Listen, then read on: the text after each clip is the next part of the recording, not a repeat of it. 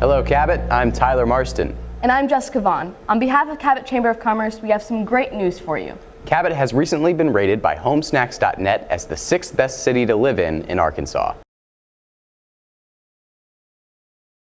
Or you can use it to complete classwork or participate in study groups. And at 7:50 on the first day of school, we'll be having a 0-hour celebration in the courtyard with music, selfie stations, and more.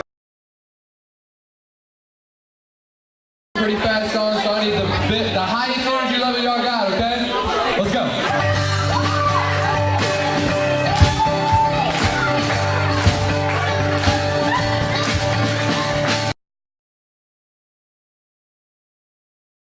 It's a fact. According to the National Center for Education Statistics, children with parents who read to them were more likely to be able to read, write their own names, and count to 20 or higher.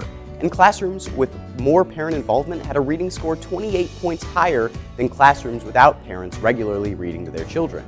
And it's sad that only 53% of children ages 3 to 5 are read to daily by a family member. So maybe before you hand your child a tablet or phone, think about handing over a book. Reading, it does a young mind good. So let's see exactly what they're raving about. And as always, no spoilers here. Spider-Man Into the Spider-Verse is a nearly perfect movie.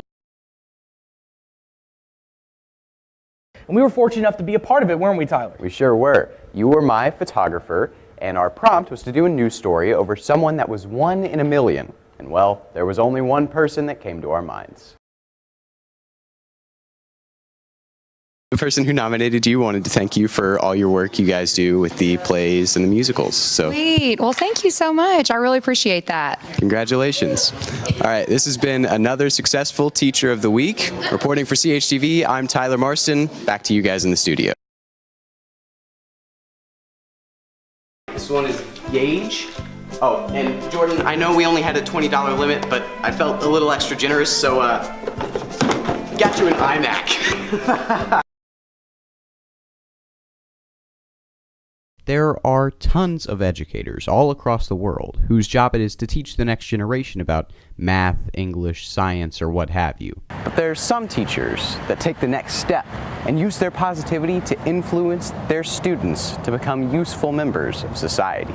To sort of introduce in our first sentence. One such educator is Peggy Medlin of Cabot High School, who has been teaching and encouraging students for over 30 years. My favorite memory of Miss Medlin was when she dressed up as Hester Prynne to help us understand the Scarlet Letter better.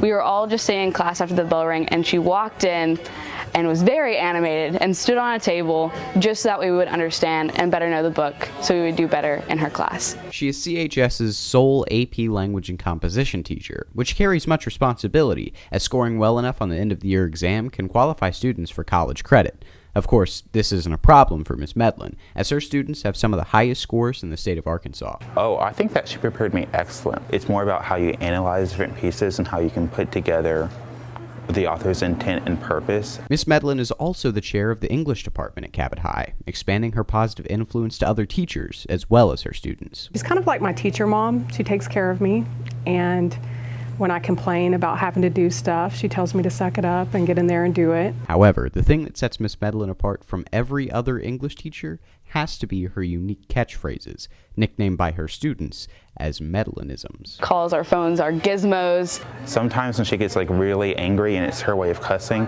she says, "Shoot a monkey." Her devices are called dooflitchers. So of course, corn feathers. Corn feathers. Corn feathers, and she gets pretty fired up about that too. Miss Medlin has poured her heart and soul into her students, and she shows no signs of slowing down. And that is what makes her 1 in a million. Reporting for CHTV, I'm Tyler Marston.